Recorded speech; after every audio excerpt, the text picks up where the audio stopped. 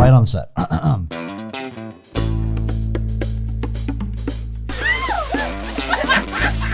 Ladies and gentlemen, welcome to the Let's Poddy podcast with your host, Benji Weatherley. It's the podcast where you learn absolutely nothing.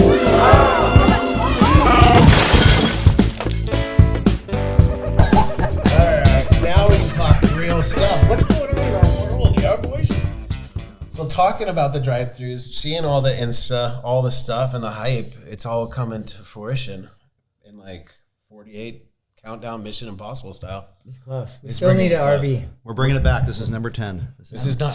We've been talking about it for fucking 5 years. I know. And now, maybe longer, 10 It's years. number 10 for me. It's number 9 for both of you guys. God, good call. You missed out on Europe. You missed the first one. And you missed the first one. The first one. But that's going to be my favorite part about this one is getting the Barney Day. We're still on for that, right? Yeah, we got we need to call those guys. We got to call Rufo. Because And now Those they guys already thought- said they're in. No, but they thought it was the second. Now it's the third. yeah. So let's just make sure we get everybody. Is that the Waves weekend? look better Is on it the weekend? third. No. That's Wednesday. Yeah, it's So we're Wednesday. starting at Monday, Tuesday, Wednesday. Okay, yeah. Wednesday. That's a good day for this. All right, cool. So This Monday- was long enough, right? Did everybody get a good I think we're good. That was a nice podcast. Okay. Podcast over.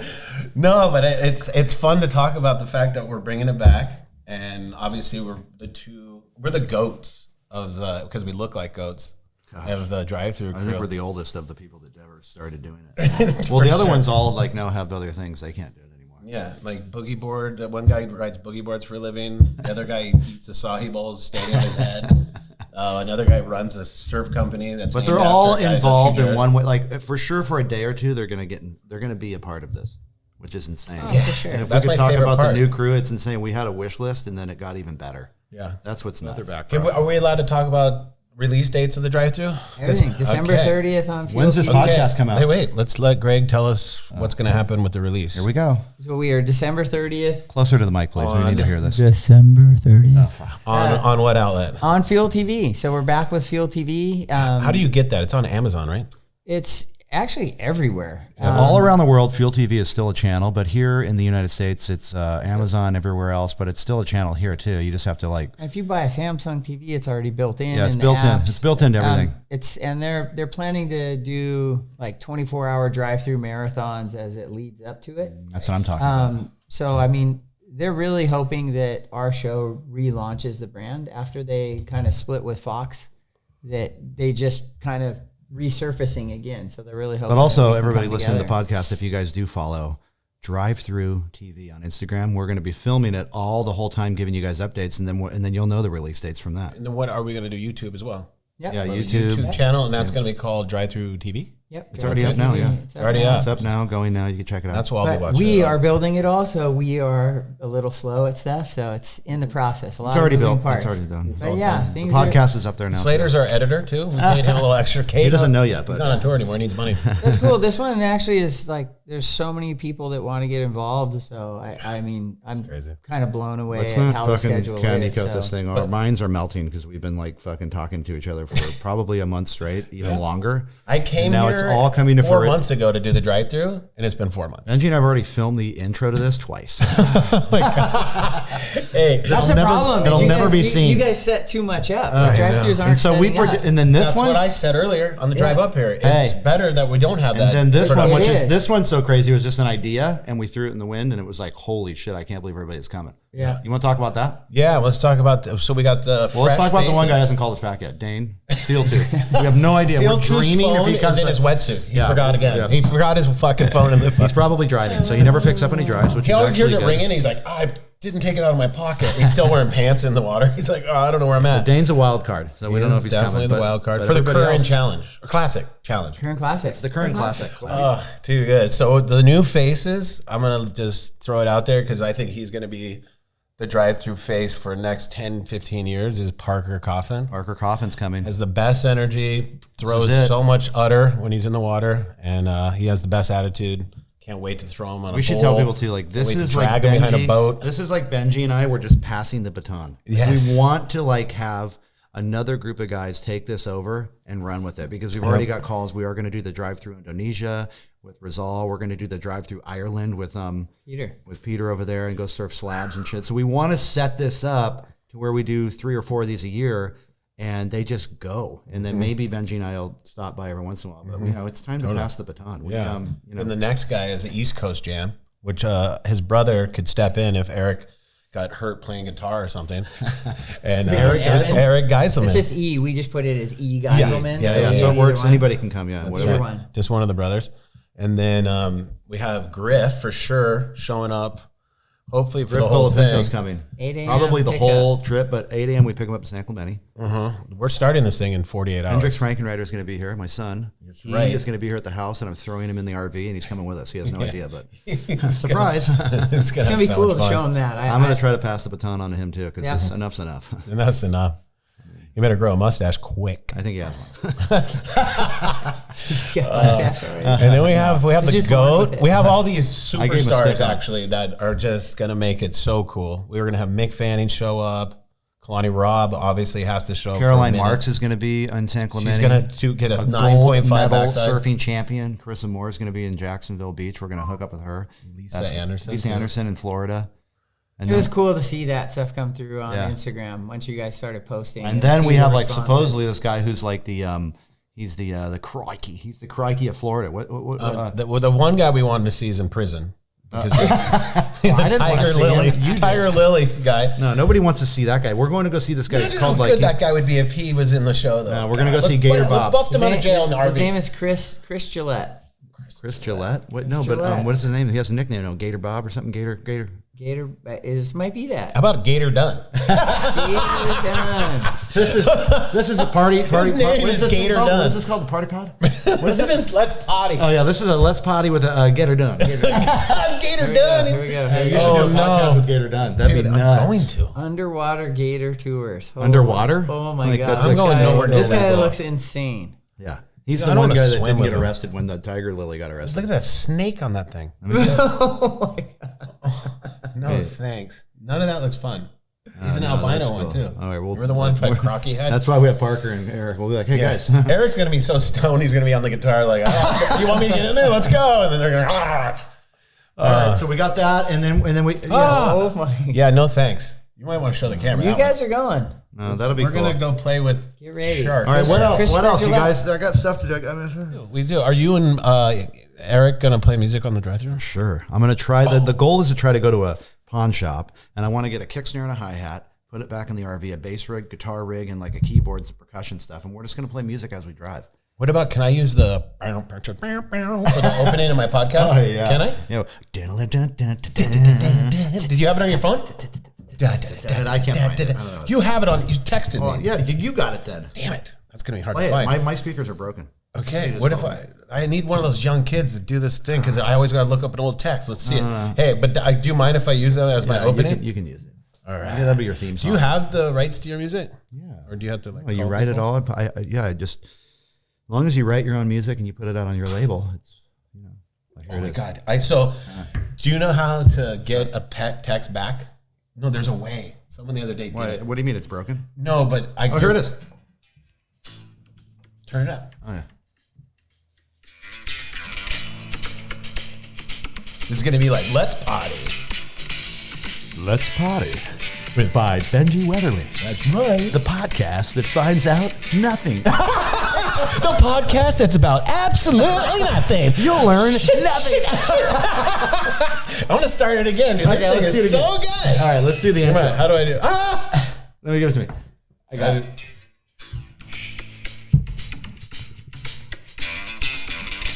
Ladies and gentlemen, the podcast by Benji Weatherley. Ah! Start it again. Ah! You ruined it. It's called Let's Potty. Let's Potty with Benji Weatherley. Let's go.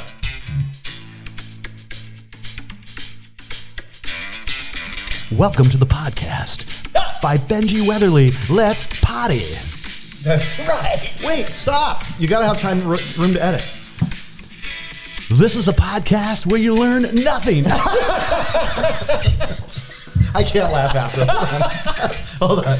This is a podcast about who did it. Who pooped it? No, shh. Oh, fuck. Let's Potty, a podcast by Benji Weatherley, where you learn absolutely nothing. Except where the potty is the poop. interviewing people that aren't interested. Oh, that song is so good. This is going to be great. This is a TikTok song. It's on. It's the Let's Poddy song. Every podcast. Oh my God, that's so perfect for that. Thank God I have my song. You wrote it. You're in your underwear and and you're just all. I was just thinking about. This is the intro to a podcast for sure. As soon as that was the inspiration. What was the inspiration? I don't know. You had to take a poop? No, the podcast. Let's Poddy. That's funny, Poddy. dude. Where's the potty? Holy shit. Oh, that's good. I guess we could end on that. You got to use that every time. Well, I'm going to. We're gonna use, that song is mine now. You'd be like, hey, Bob, listen to the intro. Bob, really? He's like, what the hell is this? Right before his interview, it's all. And I'm all, welcome to the potty. And Bob's like, is there a porno going on behind me? It sounds like there's someone behind me. Oh, but that thing is going to be good. Are we still trying to do the Anchorman thing? We don't have time. Huh? Let me call her. We're trying to get Fox 5 News. With that song playing, me and him getting out. I think that song might work though for water skiing. When me and you were water skiing. Yeah. And dolphin shorts. Ski? No, in Ron Burgundy suits. Oh, that's good too. I was thinking dolphin shorts. Like where they're flared up. Fuck. Little dills falling out. Oh my God. You should wear this when you wear the shorts. Just in case. I'm glad Greg's gone. It's way funnier. Yeah, this is cool. He's kind of a downer. He's going to come back and be like, we don't have an RV. We're all in a Tesla. Your buddy's like, I got a Range Rover. We're like, perfect. Get 4 of them. The Drive Thru is just like blacked out SUVs. It looks like fucking Mexican mafia going down the road. Oh, shit. In Texas, too. Jeez, we're going to be shooting so much guns. Oh, my God. Okay. All right. Well, love you, D. I can't wait to do this. We're 48. Yeah, we're 48 hours. 48 hours in. Well, the whole exciting thing about this whole thing is you have an intro now to all your podcasts. Because that song with the ladies and gentlemen, please welcome the Let's Poddy. It's like, should we do another one for real? Yeah, we don't have to do it on air, but we can like. We should do it one of these because if it's really that good, no, but it is going to be that good. It is that. What is it going to be? Okay, this is the best intro ever. It is. Rogan's going to call. He's going to be like, hey, you have another one of those? It's actually perfect. I can't believe it works if you just hold it down. Oh my God. Ladies and gentlemen, welcome to the Let's Poddy podcast with your amazing host, Benji Weatherley. It's the podcast where you learn absolutely nothing. I don't know why I think that's funny. I think it's really funny because it is. What do you really learn in a podcast? It's that fucking killing time, right? You just listen to it at the end. You're like, did I learn anything? Absolutely not. Hey, let's hear it back. Can we play it back? Anyway, that one might have been good. Take it back. Let's Poddy with Benji Weatherley, right? Yeah. Today, our guest is Jim Lindberg, a.k.a. the Pennywise clown, right? That's me. And just super stoked. We're going to do a lot of history because, we've met 1991, 90. What was the first year moment? I think it was 91. And you guys came in to the picture right at the beginning of the whole thing. And it was literally you, Taylor, all the surfers and everyone. And I did a podcast with Mike D yesterday and we talked about it. And it really was, the reason why it was so cool is that we were all the same age. Yeah. The bands were young, the surfers were young, the filmers were young, and we're all doing it at the same time. And I think doing the premieres together, having you guys blowing up at the same time we were blowing up and just experiencing the same things. But your stuff was way more on the level with people jumping on each other's shoulders and trying to kill each other. But we're trying to die in the water. So it was kind of like we're both trying to kill ourselves really fast, and it worked. Yeah. We made it. Well, you know what was cool about the whole thing? It seemed like just your friends hanging out at the beach, surfing, doing all the stuff we all did. And then we met up with you guys and it just seemed like more bros, right? And new friends. And it really was, I can't say enough, and I've said it a million times, it really was due to Greg Browning, Taylor Steele, that all of our bands got popular. You have to understand, the first time we go on tour, you go and you play, there's not that many people there. Then we go to Australia after the Taylor Steele videos come out, and there's 2,000 people at it. But is that when the Taylor Steele premieres were, or was that just after the movie came out, you guys touring over there? Yeah, it was just kind of like things that came out, and they immediately became so popular in the hardcore surf areas. And I've said this forever, Southern California all the way up the coast, Florida, New Jersey, wherever there's waves, there's Pennywise fans. That's the same thing with me. It's weird. No one knows me in Oklahoma. Just kidding. That's cool. Yeah, it was you know, it was a special time. That was like the changing of the guard, if you will, like all the 80s guys, the neon colors, and now it's black wetsuits and punk music. To like Taylor's credit, the reason why I think it was so successful was he would edit the music, your guys' music especially, to the actual turns and airs and stuff. So it would actually bang it up. So when you're a kid and you're listening to Pennywise album in your, you know, your freaking Ford Ranger truck that you can't even shift, and you're down there freezing at the beach in Redondo Beach, and you're getting psyched, you would hear that one song from you guys, and you would be thinking of Kelly doing this turn, and then bang, and then you would, you know, you'd feel it, and then you'd go surf and you'd be psyched. And it was the only time I remember, except like in the 80s, we had Social D and Concrete Blonde and all the Billabong movies, but it wasn't edited to the surfing. It was just edited to beautiful surfing. Yeah. The Taylor's was like crappy waves, which we all relate to, yeah, and really good progression. Like I think our crew was all about progression, and I think that's what the music was doing at the time too. It was like progressing with the culture and the turning of the tide and all that stuff. So that's what I give Taylor so much credit for. Is he's kind of, I don't know how he saw it happening.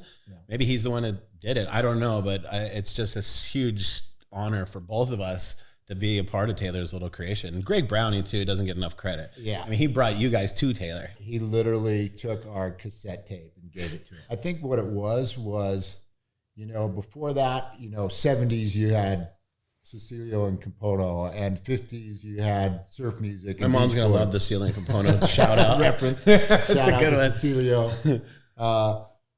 You know, and then 80s came about, and alternative music was starting to happen, but it wasn't until like Tony Hawk and skateboarding, Kelly and surfing, and you had to have a soundtrack that matched what was happening. You know, you couldn't have some soft rock. You know, you couldn't have Hall & Oates. Yeah, it was in excess in the 80s, was in performers. Remember all the quick ceremonies? Yeah. What's his name? Pink Floyd. It was like kind of like old school like jams that kind of lasted for 7 or 8 minutes of the song. Yeah. And then ours was just in your face. Yeah. So I'm kind of interested because I've never asked you about it, but when did you guys start your band? And when did you guys, I mean, who came up with the sound? Was it Byron on the drums that kind of started? Was it Jason the first drummer? Yeah, Jason was the first bass player and songwriter. We grew up the next street over from me. He was lived next door to my best friend. I used to go through the houses and so see him all the time from a young age. You guys are beach rats. Yeah, total beach rats. We lived on a hill, super steep hill, and so this is like middle school, like 6th grade, 5th grade, 6th grade. Lived on a really, really steepest hill in Hermosa Beach, 24th Street. And we would have to bomb the hill to get to the surf every morning. We'd surf before school. How many times did that not go well? I can show you my knees to show you the scars that are still here, because I'd have to bomb this hill every day. Your friends would be like, come on, pussy. I love that you say you had to. Yeah, that's our lives. It's like growing up with Slater was, you won't go, you won't go, you won't go. Yeah. And I have so many scars because I did go. And you were going no matter what. You're like, I had to do it. Yeah, your friend would be sitting there like, I don't feel like bombing it today. Dude, you're the biggest pussy. Oh my God. Oh my God. Okay, here, I'm doing it. That's a funny story on that. One time we were coming back from the surf, and this little kid was crying at the top of the big hill, crying, and we're all, what's wrong? He's all, someone took my skateboard and went down the hill, and we're like, oh, let's see where he is. We look down, and there's this guy just laid out, spread eagle. Was it your buddy? Yeah, no, it was some random guy? Kook grabbed this little kid's board and tried to bomb the hill on it. Ate shit. We go down there. He's covered in raspberry, top to bottom.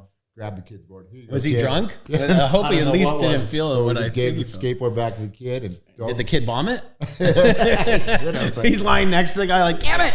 But you know, that's just the thing. It's like we grew up in this, and we grew up, you know, at the beach, all beach kids. And then once, I think, coming out of high school, the heavy metal thing was in with Motley Crue. Motley Crue was from around here. I was in a battle of bands with Motley Crue in one of my high school bands. The real Motley Crue? Yeah. Really? Yeah, they won.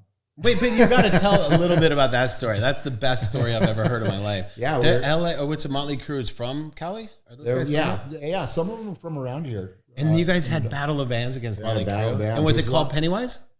This was my previous band, but it was called Joe Nobody. Joe Nobody. You would say, who was at the party? Joe Nobody was there. So we played this battle of bands, got our ass kicked by Motley Crue. Were you singing in that one? I was singing in that one, yeah. And then I always knew Jason, always knew Fletcher from high school as being this tall, skinny kid, but shaved head, and only a few of us were getting into punk rock. And, you know, obviously Descendants were from our high school and guys from Black Flag and stuff like that. So it was all happening before us, during and after our high school times, but kind of fell off. But then Bad Religion put out Sufferer. There were some really great Minor Threat albums, Dag Nasty, kind of late 80s stuff. Was your first band similar to Pennywise sound, or was it totally different? We did covers. So we were playing parties and playing Clash covers. And like that. Did you write most of your guys? So you said Jason was one of the writers in the beginning? Jason kicked it off, did a lot of it. Obviously, Fletcher wrote a lot of guitar stuff, but Jason wrote a lot of the lyrics. So one day I was playing in my cover band at some bar called Splash. Thank you. He just asked if we want Chipotle. Yeah. Greg Browning has done everything in my life. That's the only reason I'm here. And now he's asking if I want Chipotle. Browning, appreciate you. But I just watched that diarrhea scene, and I think I'm good for a while. Chipotle. Yes. No more Mexican. Oh my God, that was a beautiful scene, by the way. Oh please, we just watched some not outtakes, edits of the new Drive Thru, and it is next level. I've been crying for the last 20 minutes. I know. It's so great to have it back because the surf world needs it. I know that sounds cocky because I'm in it, but I just think the one thing we've lost in the surf world is humor. And we take ourselves so serious now. Like everyone's got earphones, fizzle balls, coaches. It's like, what is happening in this place? And that's what it needed. And watching that thing again, and I don't want to give away all the secrets, but go to the most epic spots, score killer waves with so many great surfers, icons, but also the biggest goofballs in the sport. Yeah. Donovan, Frankenreiter, Benji Weatherley.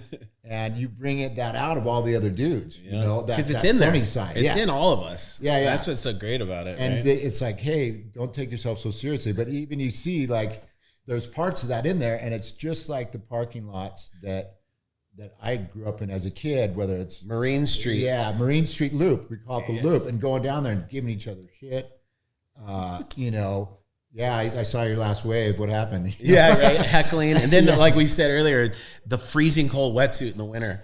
And you see your friend, he's like, what are we doing here? He's like, there's not enough coffee on earth to get me out there. And then your buddy pals on, you're like, all right, I'm going out. And you put it on, and then at the end, you guys are having breakfast, laughing, so happy. That's the one thing surfing did for us. It's gives you perspective. It's the camaraderie. It's kind of like if a tree falls in the forest, does anyone hear it? If your bro didn't see your perfect wave, and he probably said, I missed it. No, I didn't see that one. But or you have to bomb a hill. You have to. There's no way around that hill other than bombing it. Yeah. So that, you know, when you talk about camaraderie, that's in our song Bro Him. That's what it was all about. It was about friendship and growing up in this wonderful place that we grew up in with surf and skateboarding just blowing up. I mean, it was all around us. And I think everyone here exported that around the world. That's pretty heavy to think. And, you know, you don't want to kick back and go like, wow, like we did that. But at the same time, we did do that. Yeah. Like that formula that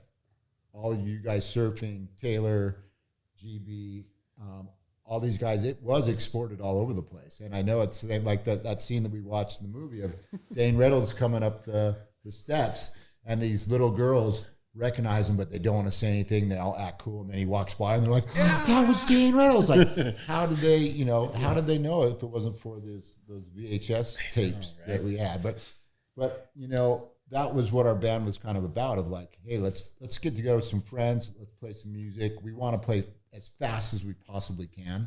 Going to a new place like Australia. Seeing the crystal blue water and just, you guys must have been losing it. One time, seeing Donovan and the Drive Thru stuff is just totally reminds me of this one tour. We actually did a Warp Tour down there. But, you know, Australia is very different from here. There's different things they have, but they don't have. They don't have tour buses down there. So we all went down there, and Kevin Lyman, you know, founder of the Warp Tour. Or wait, he's the SRH guy, right? That's Ryan. But Kevin did the whole Warp Tour with bands. So we go down there to do a Warped Tour with Donovan's band Sunchild. Is on the bill. Holy cows, I heard about this. He went on the whole tour and they're booing and stuff. Dude, Donovan told me but it was bad. You guys had to come and like kind of cheer him on just to make it not crazy. They were booing more so of like, we're going to move over here when they're playing. Donovan said they would start playing a song and the whole crowd would leave. And then finally all you guys and a couple other bands he was telling us would like support him and come out on stage like, come on guys. And they're all ding-ding, ding-ding. They ripped though. They're such a killer band. But it was funny because Dono's not a sucker. He saw what happened, that they were putting all the bands on one typical like seated school bus, basically.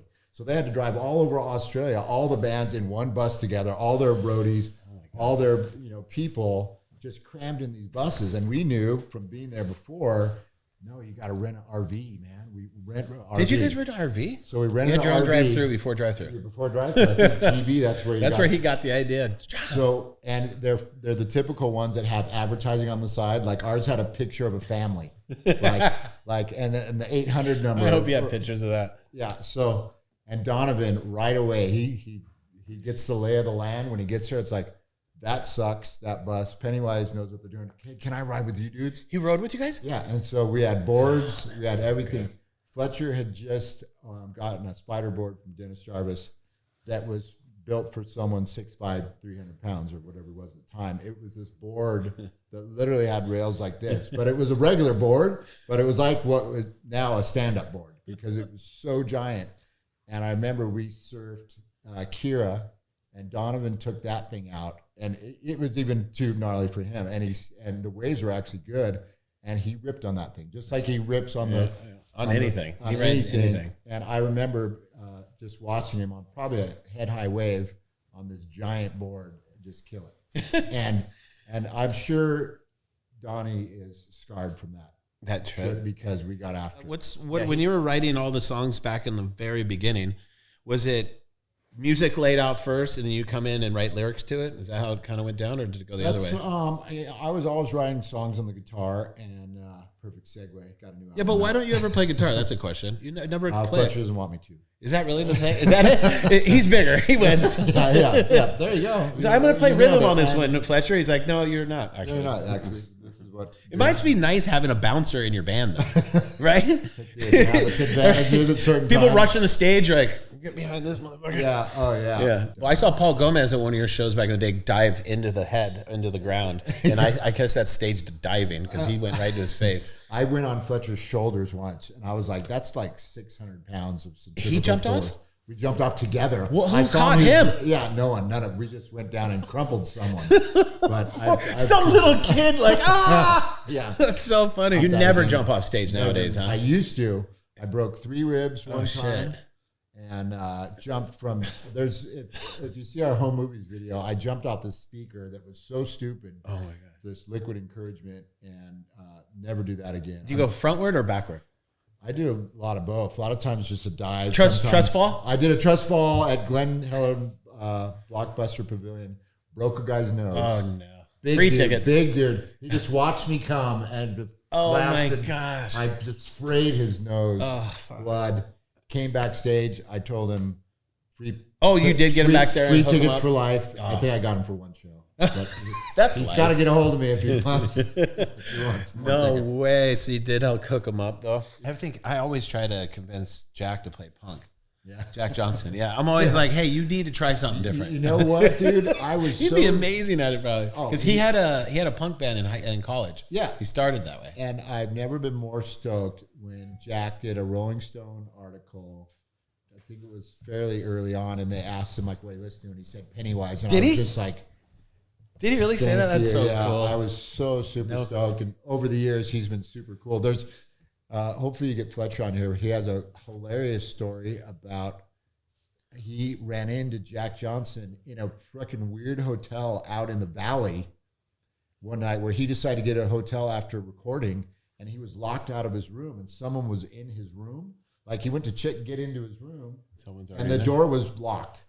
And he's like, "What are you doing in my room?" And like, it's not your room. And he's talking with this guy, and then goes back to the front desk, and then comes back to the room. The guy's like, "No, that's your room. Like, tell that guy to get out of there." And tell me it's Fletcher. He's talking through the door, and it's Jack Johnson. It's Fletcher was in the room? No. Jack Johnson was in Fletcher's room. Oh, and Jack opens it up to Fletcher. And he goes, wait, Fletcher? Like, is that you, like, trying to get into my room? Like, out of the 200 hotel rooms Are you kidding? In this place? That's insanity. Either that's a true story or Fletcher was Or Fletcher was a little hammered. That day. Yeah. That's so great. The guy just looked like Jack Johnson, and this is a totally irrelevant story. Are you sure it wasn't Kelly Slater? That's so great. No, that's me and Jack learned how to play guitar together, and then we started playing Metallica cover songs. And so to see it turn into folklore, he's literally now the Neil Young of our generation, you know? Yeah, but it was actually really, really cool to see. Nice. Put on speaker.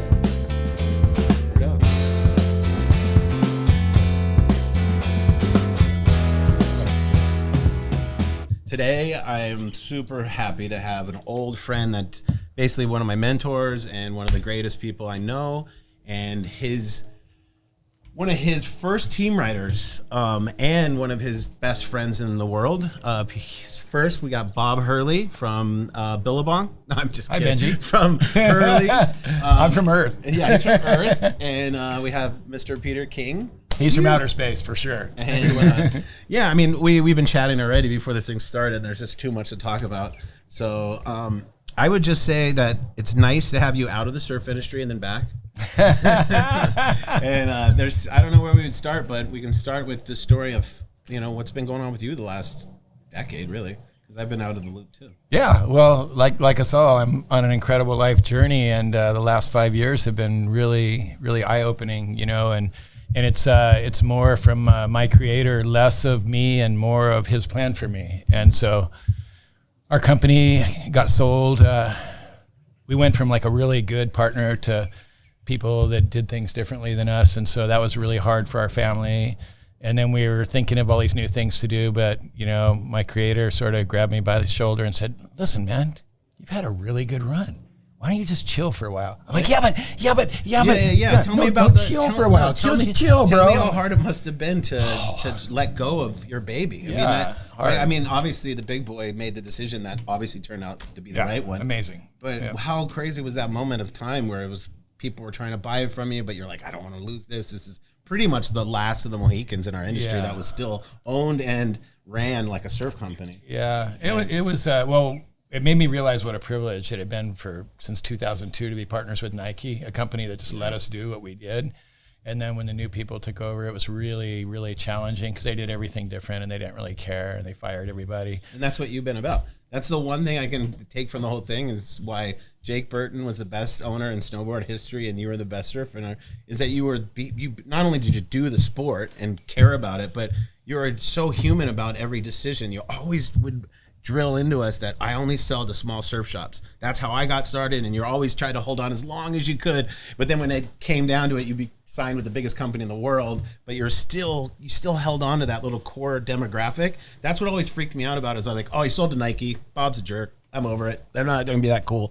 But it ended up being the best marketing in our industry, and you sponsored the right people, and you stuck with the surf contest, and you kept pushing surfing. So it was really neat to see that you didn't change from Billabong back in the day where you were literally selling trunks out of your back garage and stuff. It's been a great journey. But what I learned the most was going through that hard time, having it sort of yanked out of my slimy hands. It was unreal, really unreal. Once I finally got it, it was completely liberating. And then I had a couple plans, and my maker's like, dude, I told you, just chill. And then right when I finally said, okay, I'm doing nothing, like just a couple of really good things happened. And I prayed about it, and the answer was, well, you can hand it off to your kids, but no, you're not going to be the guy. You've had your run, buddy. Mm-hmm. You have had your run. You can help everybody. You're done. Got it? Understand? I'm like, okay.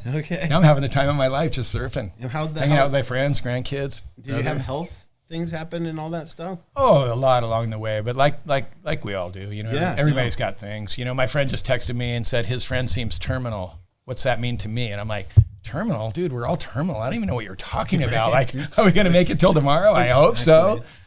Wow. And just enjoy today, Yeah, I know. I saw you at the Pipe Masters, and I came from the Hurley house, which was no longer the Hurley house. It was actually, now it was like an influencer house with like a caterer and guys on these Oh yeah, they're driving like hipsters and Zoolander stuff. bikes, Influencers, and all shirtless and hot. I mean, the guys were hot. I'll be honest; they were really good looking guys. They were pretty insane, but they didn't look like they owned surfboards. And they were at the Pipe Masters on the lawn, and I was like, "Wow, this is so weird." And then I walked down. This is a real story. I walked down the road to Jack Johnson's house, where it's less influencing and more really influencing. And I see John and Kelly getting ready for their heats, and then you walk up, and I'm like, Bob, what the F is going on? I just came from the Hurley house. I had a killer meal, by the way. It was a chef, and it was, there was a DJ and an influencer from YouTube with 1 million people that follow her, and it was just out of control. And I go, what happened? And you're like, oh, it's not me anymore. You go, it might be my name, but I'm out.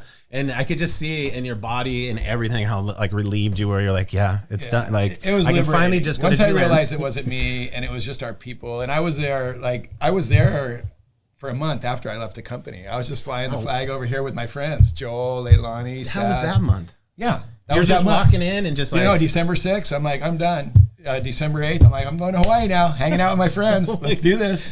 And the greatest day of my business career, I think, was probably December 24th. We launched a collection at Matsumoto Shave Ice in Hawaii. I did see that. Yeah, obviously and I was so proud of it because that's the first place I ever went to in Hawaii a long time ago. I bought a shave ice and a T-shirt when I was 18, and so it was like bookends. That was kind of your way of saying like. Yeah, and then the next day, a big storm blew through, and I went down there to get coffee the next day. And it was crickets and tumbleweeds and rain and wind, and the posters were all over the street. And it was like that was the big boy just going like this. Yeah. Like, is she gone? So awesome. Wow, that's crazy. Yeah. No way. Yeah. And now it's it's interesting just because there was things that you needed, there was just things in the pipeline under the Hurley brand that, you make a decision to do something, it's a year away. Yeah. So what if the hammer fell? You still wanted to see that Matsumoto collab. Oh yeah. There's more to come though. And they're still great people. Like the people running Hurley in Australia are awesome, and I love everybody. It's just good. I'm hanging out with you guys. I mean, how bad could it be? But you created a brand name that's out there, but now there's some new brand names that you were sort of involved with. Like, well, no, we're gonna get into that. But that's so cool. But what I'm tripping on is when you said to me in the Johnson's yard, you said, I had such a good run. You're like, Benji, look at me. He goes, you saw what happened. I had a good run. 20 years. I was like, and you even said it. You're all 20 years, baby. And it was so cool to hear because a lot of people, with the amount of success you've had, get delusional and they get, their perspective on life totally changes. And that's what is so great about you is that you legitimately, instead of being freaked out and like, there's a model staying at the Pipeline House instead of Julian Wilson. Instead of doing that, you're like, I had such a good run, man. I have nothing to be ashamed of, and life goes on and things change. But it was rad that I could see how happy. Well, I didn't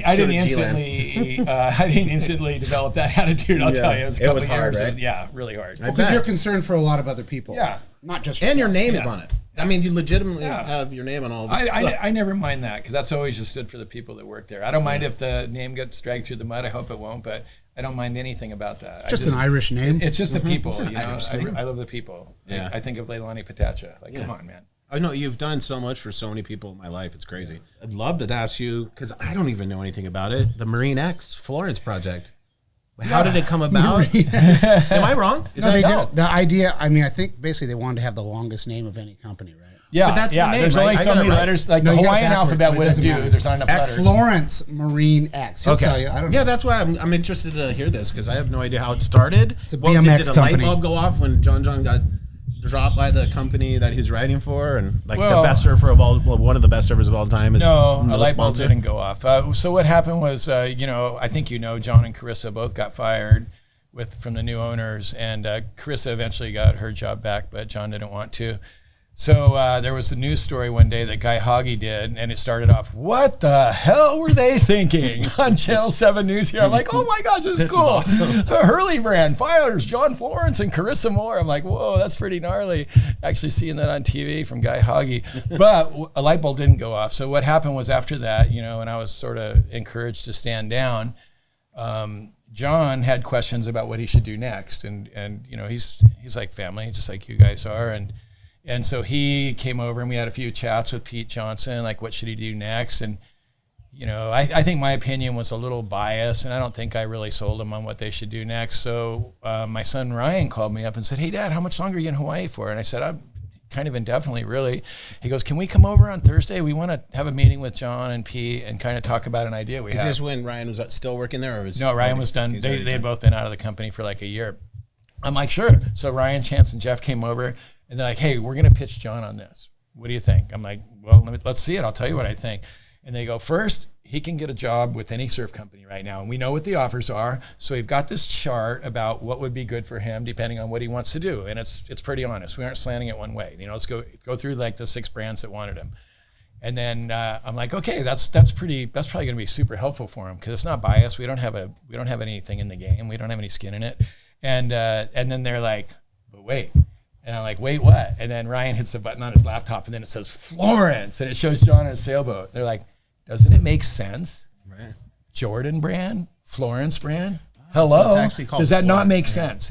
So when you go to register a brand, there's a lot of Florences in the world. So we wanted to put some modifiers on there. John loves exploration, whether it's in this yard or Antarctic, right? So authentic, that was one. And then Marine X kind of came about and we'll see what happens eventually. Hurley, when we registered, it was Hurley International, simply because we couldn't register Hurley in England, Ireland, or Australia.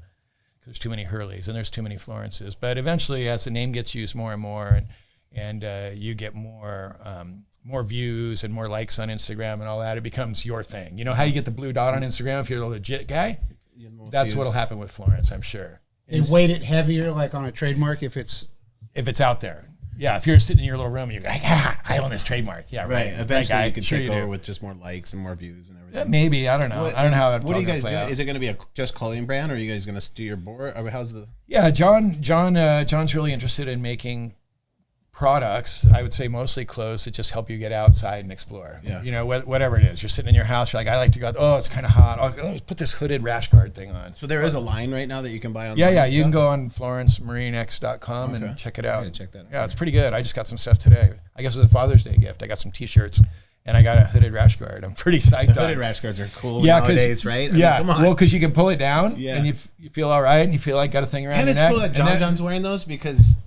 now they're cool. Yeah. You know what I mean? Well, yeah, when Mike Kisher used to wear them, we used to make fun of Mike Kisher, but he turned out to be the coolest guy. Me and Jack Johnson went out to Rocky Rides. It was the first time I wore one right when I retired. And I've always made fun of Jason Weatherley and everybody for wearing those things. And then I wore it and I look at Jack and I go, we look pretty old, huh? But then John's ad, he's wearing one. I'm like, see, it's only gonna be a matter of time for kids are like, these are cool. But John used to get heckled wearing them too. Yeah, like he'd secretly buy the Patagonia ones and wear them on surf trips and stuff. And people would see pictures like, what the heck is that? Dude, you look so lame. And he's like, I don't care. I got my own company. We're making good ones. Ruthless when you're a pro surfer. Your friends are so ruthless. They like if your wax is waxed too far up or anything, you'll get heckled. Yeah. That's why it was great times. But I'm glad I'm out of it. Now I can wear hooded sweatshirts and all that junk. No, but it's crazy how much the media you've taken on your side too. Like the tour notes to now everything on the North Shore that's media related is from Mr. Peter King. So who owns Tour Notes? You own Tour Notes? Yes. You started Tour Notes, right? Yeah, it's my Did brand. COVID shut it down? No, it escalated. It was good. Yeah, so Tour Notes, I developed it. We started it on Hurley's YouTube channel because we wanted to draw people to the YouTube channel, so we called it Tour Notes. And then Evan Slater was wise and said, hey, Stab wants to do a deal with us, but we have nothing to offer them. Cool. So let's offer them Tour Notes. And it'll be, look, it's a Hurley product, but it'll look like advertorial, right? Yeah. And you featured other people. Whoever was fun. Evan Slater said, he literally just said, put everybody in it, but make sure there's some Hurley people in it. Yeah. Well, not that hard since I'm traveling with John. And you got Kelly's Carissa. double 360 air. What is that? Dude, how was that?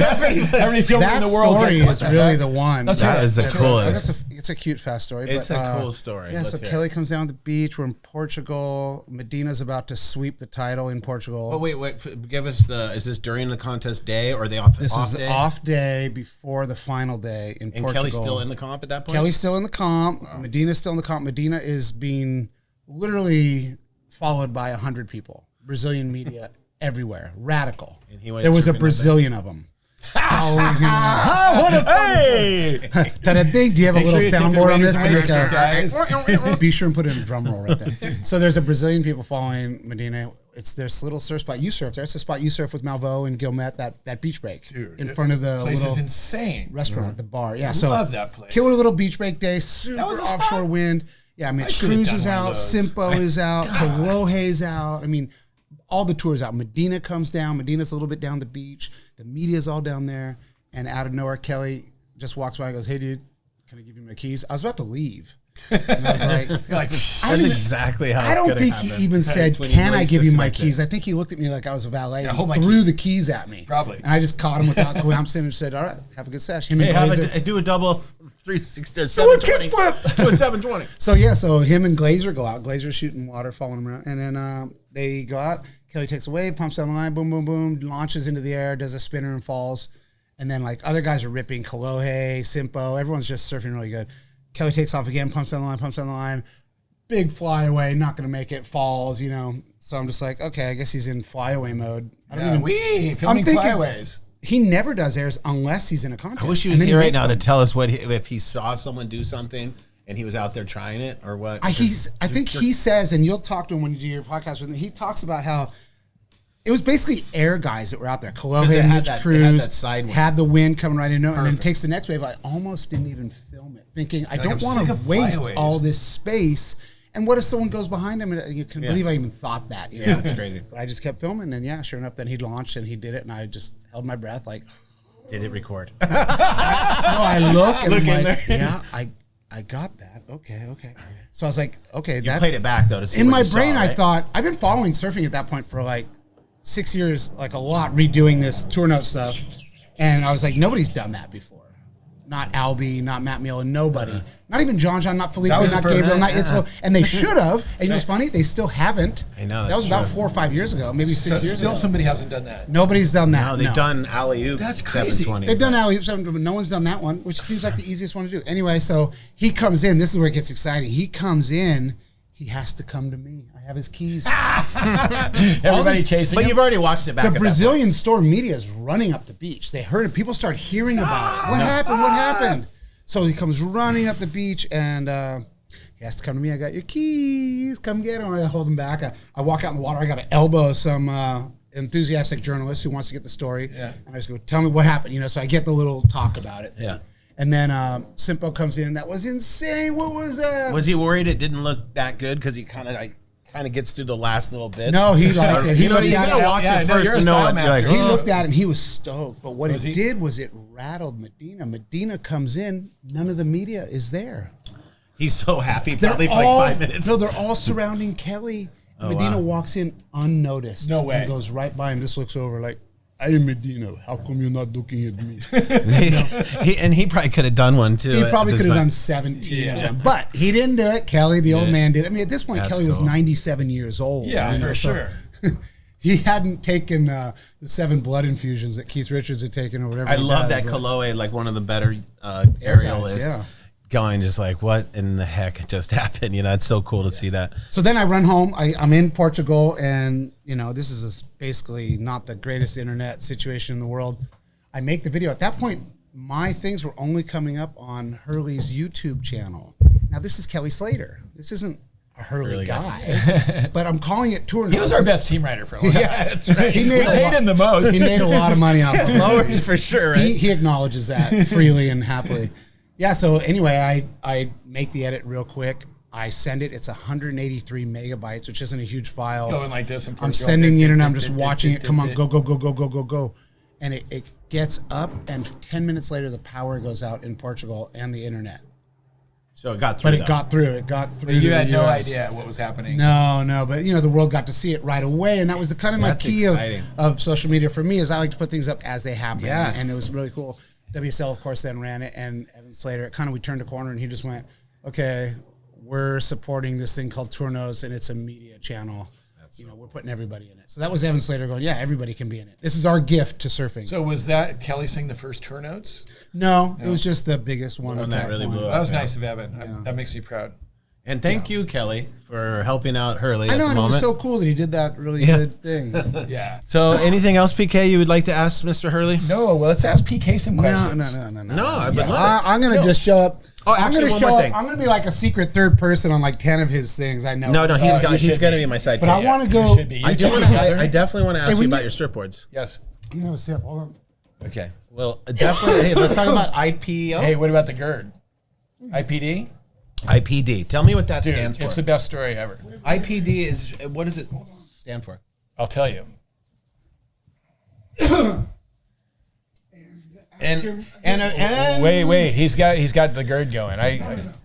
No. We got So what IPD stands for in about I think it was 1980. I used to make surfboards called Hurley surfboards, and I always liked that rail logo Channel Islands had. So I'm looking in this type Facebook that you can buy this type. You know what I mean? You don't have to design it. And I'm like, hey, that's the same type Channel Islands has. I'm like, well, they don't own it then. I'm going to put one on the side that says International Pro Designs. So the Hurley logo was at the front. Said International Pro Designs and scripty. What year is that? 80. And then one day I was driving to work and I was getting my head around this International Pro Designs, and I saw on the back of a truck a PIL sticker, Johnny Rotten, right? Public Image Limited. Right. And I'm like, PIL, what if that said IPD? That would look sick. Yeah. So I did that. But the purpose behind the thinking was shapers didn't used to share ideas in 1980. Maybe a few, but most would like smack you in the face for looking at their template or checking their fin placement. I thought, you know what? What if we had this little thing where I wasn't going to make money off it? Everyone around the world that decided to share ideas, that was the stamp of approval, like that UL Laboratories logo. Yes, people talked about this. It's the best we could do at the time. And that was the idea behind it. So all my friends that got fired from Hurley that are very seasoned and experienced, wanted to make a brand, and they said, hey, can we use that old logo? I'm like, yeah. Oh, no way, they did that? Yeah. So it had nothing to do with you? No, I'm part of it. But they wanted to bring Seth McKinney, so cool. Mark Simpson, my brother, like highly skilled, like top of the heap. Seth's involved? Yeah. I love it. Oh, yeah, they're doing it. A bunch of your friends and are it's owners. Clothing as well, or just Yeah, boards? just clothing for surf shops only. Oh, no surfboards, though? No surfboards. Oh, okay. Just clothing for surf shops. And a bunch of your friends that you know around here, they're lifeguards. They're honoring you like right. And boat captains from Indonesia. And guys that own the San Francisco, all these people invested in it, and it's just the coolest thing ever. No way. Yeah, I'm so excited. Oh my God. For those guys. I would thought it was your side project. Tomorrow they go live. Surfboards. No, I'm not. Tomorrow goes live? Yeah. What? Their website does. Check out what Seth McKinney's doing tomorrow. Look at IPDsurf.com. Oh my God, I'm glad I asked that question because I was very Seth is involved. Because I thought, because me and him shape. That guy's an owner. I like to say it. That guy that lives over there is an owner. Is he really? Yeah. No way. A bunch of people are owners. There's like 40 owners. No way. All the cool people you know pretty much are owners. That sounds like what I've been trying to get to with the surf industry, going back to something like that. Yeah, there's a lot of hope. Cool. That would be really cool. Yeah. So we never talked about this. Let's talk about it really quick. The where Bob started all of the surf kind of memorabilia. I mean, for where he came from was a story that's really interesting and not many people know. Gordon Merchant started Billabong Surf Company in 1972, right? And you decided. Well, you tell the story. Yeah, 1983, we bought it to the States because everybody wanted it and nobody could get it. And then, Gordon trusted us. Distribution's going on. It wasn't a thing like it is nowadays where there's a company that comes in and distributes all these brands. He told us before many times, but tell the story. How'd you meet Gordon? How'd you buy the... Yeah, how did you do come it? Up with 35 grand and beg all your... Oh, yeah. Well, he wouldn't answer my letters for a long time. And I couldn't letters. I couldn't even write them. My guy that ran my surf shop, Joe K, 27. Joe K, that was a teacher, and he ran my surf shop. And I'm like, hey, can you write me a letter that sounds like official to this guy in Australia? Seriously, 8 letters, no answers. But I was friends with Jim Banks, Alan Byrne, a little bit with Joe Engel, and then and those guys are tight with Billabong, Gordon. And so one day I'm shaping in my surf shop, and this woman named Helen Montez used to run my shop as a manager. She came back one day. She's like, Bob, there's some Aussie guy out there with his kids that wants to see you. I have foam dust caked all over me. I'm like, frick, really? It's 1,000,000 degrees out. I'm way behind. Really? Okay. Shh, hose it all off. I go out there. I'm like, hey, how's it going? He's like, I'm Gordon. I'm like, oh, yeah, the guy that never writes me back. Hey, what's up, dude? He's like, oh, just on my way to Disneyland. Just thought I'd stop in. I'm like, yeah, cool. What do you want? He's like, well, yeah. Wait. Tell us what those letters said. The letter said, hey, I'd really like to import your stuff for my surf shop in Costa Mesa. And my 100 square foot surf shop. I had no idea about to distribute it, right? No idea. Awesome. And he's like, so finally he's like, yeah, well, here's the deal. Like, if you would like to get my company's shorts over here, you need to buy 3,000 pair, and they're $9 a pair. I'm like, yep, I'll do it. I had no idea what to do. I went home and told Shelly, I'm like, hey, Shelly, we need to do this. And finally the guy came and she's like, yeah, okay, let's do it. Where are you going to get the money? I'm like, I have no idea. I'm sure we'll figure it out. How long did you have? I said yes without having the money. I know, but how long did you have to get the money? I'm going to say 45 days. Oh my God. So I asked people that were like investment type people, and everybody said, no, you're crazy. What do you, dude, come on. And then so I started begging friends and family, like my mom, my brother, my next door neighbor, and a couple other people invested. So for $5,000, you got 4% of our company. So we raised $45,000. Shelly and I kept, I think it was 72% of the company, and the partners had 28. I didn't put any in, but I put in all the sweat equity, you know, and I never. 8 guys put in money? How many people? Yeah, 8 or 9. I can't remember. But yeah, it was a pretty sick story. And they all made a lot of money off it. And it worked out good. We didn't sue each other. And did you buy them out eventually? Is that how it worked? Sometimes if they wanted to. Like some people had some personal issues. Like maybe they were getting divorced. They needed to be bought out. Or maybe they had other issues. They needed to get bought out. And we always did that, but just on book value, you know, like whatever they had earned, that's what they could get. That's so cool. It was really fun. That was the best time ever, and it's the reason I wanted to be a pro surfer is Billabong. Yeah, Billabong was surfing in summer, super rad. Me and Kalani Rods watching that Aki, 100 times Gary over. Green. Jess and Bud. Gary Green could keep up with you guys on jokes. He's that fast. I'm going to get his interview eventually too. The guy's a hilarious, dude. Greeny's great. That's so best. cool. So I used to be driving up to Billabong. So what? It's 84. You took it over. I mean, I took it over, but you started in America. What year did you get picked up as a surfer? Right away, when I was 15, he came down to Bird Surf Shop. That's 80 what? Winnesea Beach and Surf. 83, probably. No idea. Okay, so he really was one of the very first ones. The first I one. think he was OG. That's so cool. And this is this California. beyond Blazing Boards? Long before that. Wow. Yeah, long before Beyond Blazing Boards. But he drove down to Winnesea Beach and Surf and met Bird and said, hey, who's the cool kid to sponsor? Bird said, oh, this guy. So I was stoked to ride for Bob. And then I got made the national team. So I was the first person to ever turn down being on the national team, because to be on the national team, you had to ride for O'Neill. And I told Bob, hey, I got on the national team for the NSSA. They selected me. It's a big deal back then. You remember being on the national team? He goes, well, what are they going to do for you? I said, are they going to get me a wetsuit? A wetsuit, not a wetsuit sponsor. We're talking a wetsuit. Wow. We're talking one. And I get to go to Hawaii. He goes, well, I'll get you a wetsuit sponsor and I'll send you to Hawaii. I was like, cool. I shined the national team. Ian was pissed, Ian Cairns. Yeah. And he got me on Victory. I remember. It was cool. Victories are cool. They were awesome. That was the Aki one. Dude, I rocked that tank top. Like, I made that thing look good. I wore that a lot. And had the big V. I loved that company. Victory. I wish it was still a brand, because it was that an American company? Great. It was made in Huntington Beach. Yeah, Greg Wade and his partner Mark Spitaleri. Yeah, they started it, and they made the most comfortable wetsuits. Now they wouldn't last long, but with a wetsuit, they don't last long anyway. So you might as well have a comfortable one, right? They never do. So I used to drive up there, and it was a long drive for me. Dude, from Hawaii to Huntington? I would drive up. What did you have, like a VNW? No, my first car had a Subaru 4-wheel drive. I remember the Hoya car. Oh yeah, that's nice. I bought it myself. That's really nice. $126 a month. That thing. Oh wow. So Drove it up was there. a lease. I've always And this is leased. when he's still out of a surf shop? No, this was Billabong had a factory, but my you already point had a was back then there was no cell phone, so I'm a little late. I'd pull over in San Clemente, probably right by Pedro's Tacos, and I would get on a payphone. Gosh, how do we do that? And I would call and say, hey, this is Peter King with Bob Hurley there. No. Okay. Call back. Hi, this is Tom Curran. He would do Bob that all the Hurley time. there? Did he? And he's all, they're all, hold on. He's all, hey, Tom. I'm all, no, it's PK. All the time. Oh my gosh. So then I just would always do fake names, Aki, Curran, just to get him to pick up. He wasn't going to pick up for me. You know what? Did you, when he pick up, you say, I'm coming in? Yeah, I just want to let you know I'm going to be there 1:30. Don't go to lunch. I mean, if I'm driving all the way up, I need lunch, you know. And we had this system where, like, when he would say that, they would page over the intercom, like, Bob Hurley, Tom Curran on my way. And people would be running in going, oh my gosh, is Tom Curran really going here? I remember going to Billabong and they would page your name over the thing, and I'd be like, oh, he's not coming. Dude, that was my favorite part. Tom Curran calling you. Oh, what would that phone call be? Yeah. Especially then. He'd be like, hey. I think I need a wetsuit. Okay, I'll talk to you later. Why'd you call me? And then Bob would be like, that was the coolest conversation ever, Tom. Amazing. I can remember vividly like where such the a fan. offices were, and they changed so many times since then. But when you're a kid, the first thing you see, you never forget, like your first house, your first backyard, you know. So like the office. Is it the one that you had forever?